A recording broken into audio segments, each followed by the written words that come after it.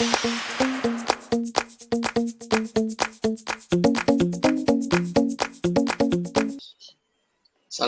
warahmatullahi wabarakatuh. Waalaikumsalam warahmatullahi wabarakatuh. From Group 1, 2NP1, and my name is Wahyu Adi Pamungkas, and my partner is Nadia Musabani. Today, I want to presentation about server administration in school.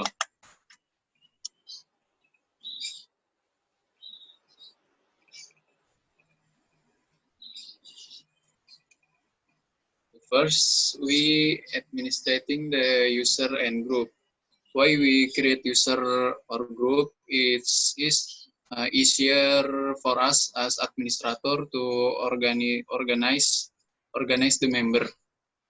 In this there are SMKN1 as organizational unit and sub-organizational unit. There are 10 class, 11 class, and 12, and then there are group by the grade. 10 grade there are 10 IPA and 10 IPS, and then user.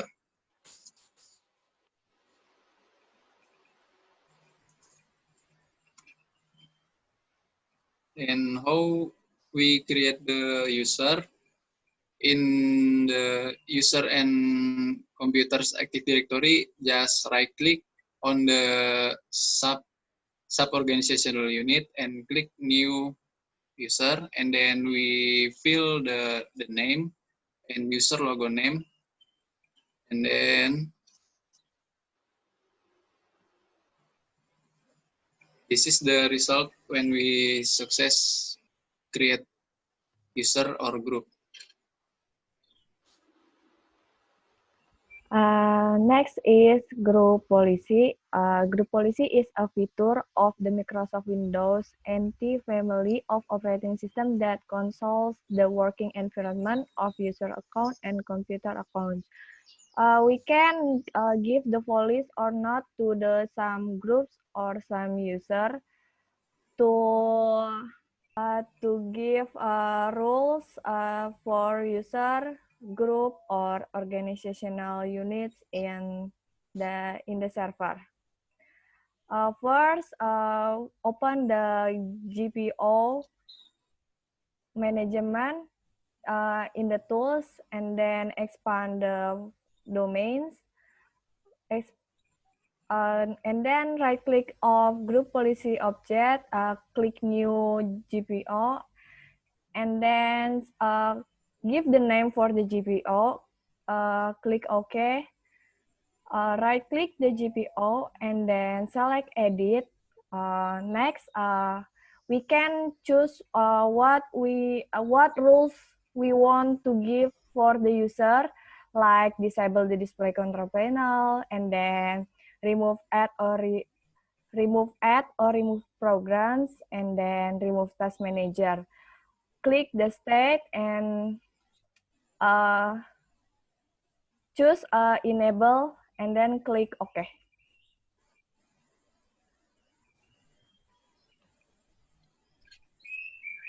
And this is network file service.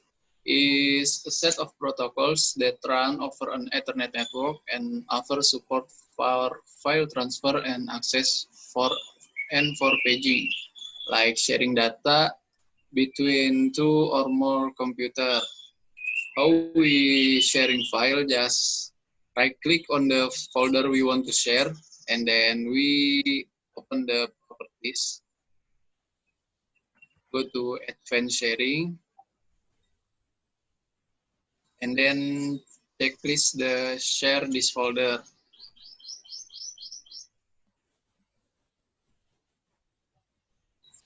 After that, go to the file sharing option, and then add the everyone, and change to the read or write, and then click share. After that, we create the quota. The function of quota is we allow to create the folder with the limit size.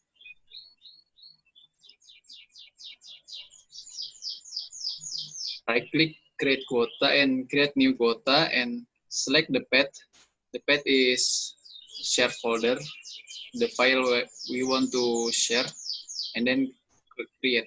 Click create. After that, we setting the file screening.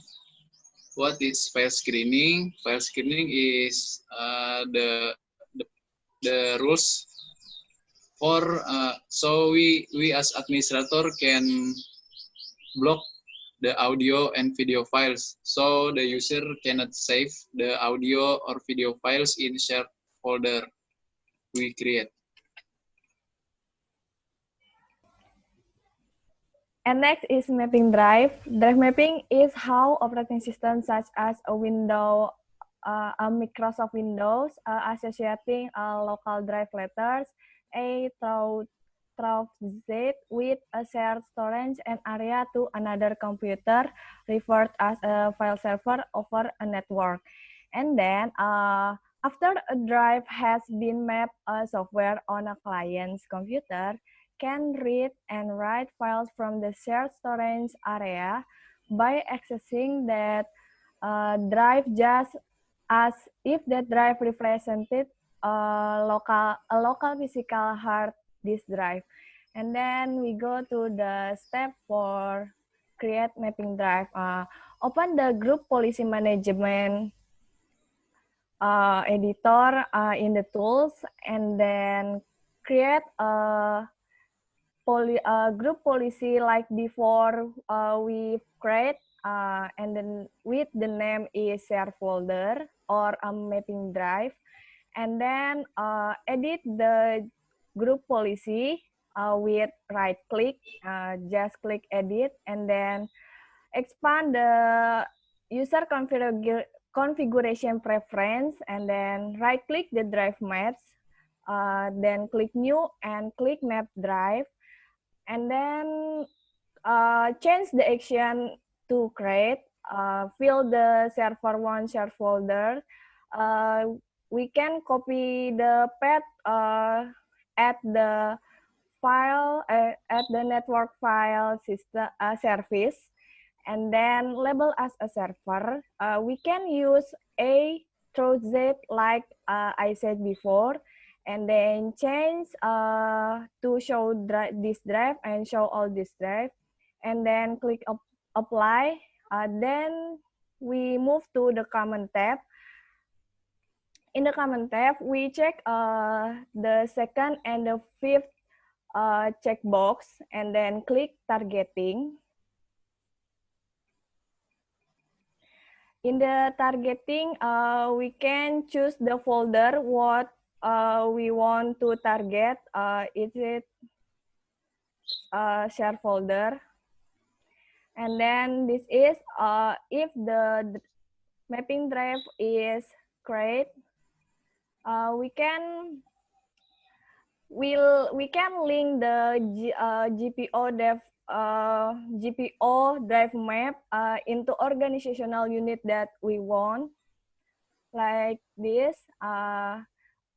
In the second picture is we link the GPO into sekolah organizational unit, and then next we open the client in another computer, then we check, we log in with the user, and then we check at the computer and look at the network location. It will be share A, like we create before, label as a share, and then the file location is A.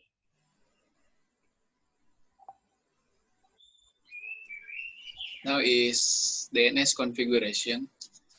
DNS, what is DNS? DNS is domain name system, is hierarchical and decentralized naming for system for computer services or another resource connect to the internet or a private network. Or the familiar function is to translate from IP address to the domain and reverse domain to IP address. In this school, there are smkn1.id is the first server. In the smkn1.id zone, there are pemberitahuan, acara, penerimaan, guru, and murid. And then the second server is child domain from smkn1.id. There are ujian.smkn.id and have a host. The name is nilai.ujian.smkn1.id.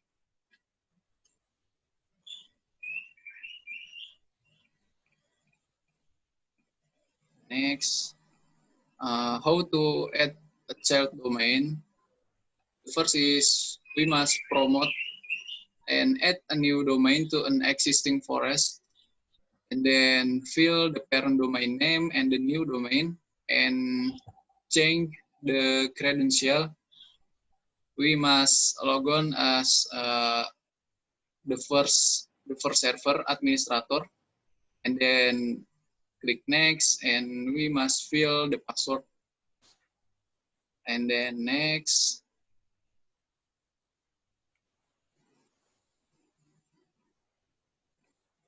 Next until the process is finished.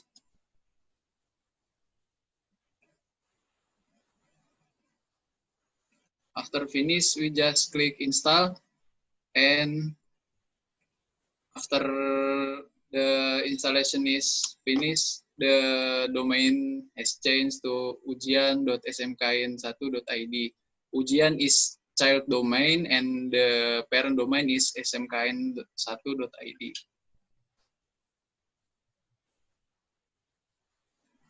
And how to add a host in DNS. First, we must open the DNS manager and expand the zone smkn1.id. We just right click and add new host, and in the name we fill we want to create host. In this, the name is penerimaan, and the IP address we fill the server IP address, and then we check the create associated pointer is reverse lookup zones. So when we check the create associated pointer, the reverse lookup zone will be created automatically. After that, add host and finish. Is remote access VPN. Virtual Private Network, or VPN, is net technology in computer networks that makes a private network in a public network. Remote access VPN allows clients to connect to a private network from a remote control. VPN client and server will authenticate before the two can be connected. We can install remote access VPN from add roles and feature. And then after we install that, we open the routing and remote access console, and then right-click the server, then choose configure and enable routing and remote access. And then choose remote access or dial up or VPN, and then click next. And then we can choose automatically or from a specified range of address, but our group is choose from a specified range of addresses. And then click next, and then you can fill the start IP address and end IP address like your server IP address and the number of addresses, and then click OK.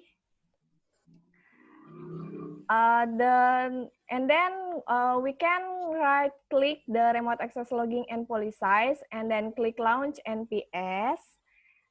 Next, we can give the name for the policy, and then we click next. Then we choose a Windows group, click Add.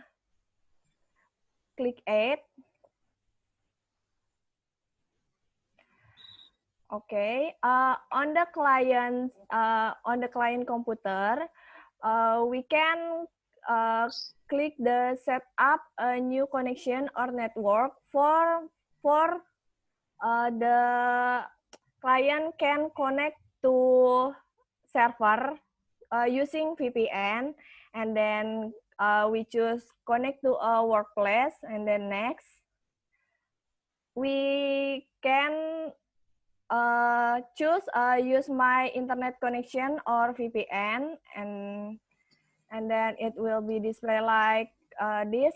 Type the internet address to connect to internet address, your server IP address, and then destination name is your server domain name, and then click next. And then you can fill the username and password as you login as a user Jono, and then your password. You can remember this password or not for the checklist, and then domain. You can fill the domain as your domain server, and then connect. If the VPN is successfully to connect, in the network, in the taskbar, you can look the VPN is connected as SMKN1 ID private network is connect.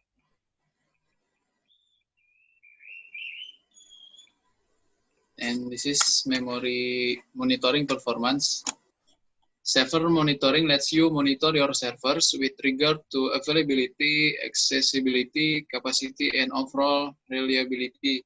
So with the server monitoring, we as an administrator can always know the server status, like disk space, like usage memory, usage CPU, and others. So we just open the resource monitor, and in the resource monitor, there are disk, network, CPU, and memory. We can check the server activity in the resource monitor.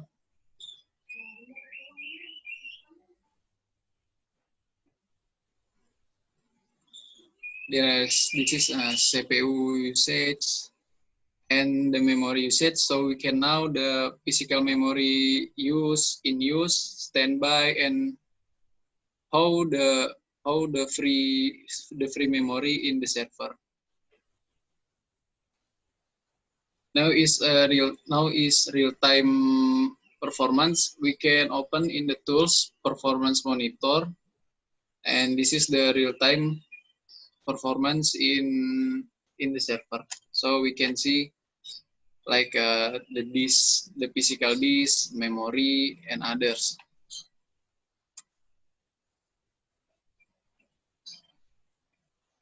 And then the last is managing that object. Managing that object using the active recycle bin is a management that relates to the attributes of deleted object that can be restored.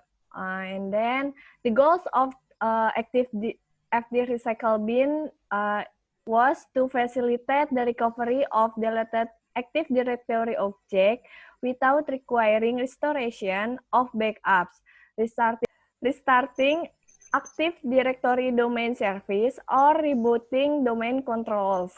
And then we look how we active the recycle bin. Open the tools, and then click Active Directory Administrative Center, and then click the server SMKN1 local. And in the right panel, click Enable Recycle Bin, and then wait it installing for 1 or 2 minutes, and then click SMKN1 local again, and then choose what we want to delete. We can try it from admin, and then we can open the deleted object file and the center pane. We double click it, and then there are objects that we've deleted before, and click the object. In the right pane, we can click the restore for restore it. And then there is from me and Wahyu. Thank you for your attention. Assalamualaikum warahmatullahi wabarakatuh.